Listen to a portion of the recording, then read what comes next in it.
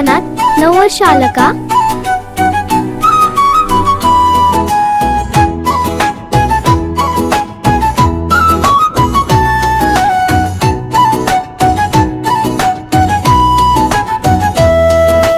सांग सांग भोलानाथ, नववर्ष आलं का?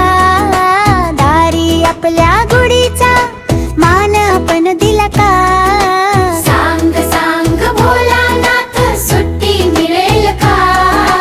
मराठी नववर्षाचा डौल दिसेल का? रेशमी हे वस्त्र आणि साखरेची गाठी, यशाची ही गुढी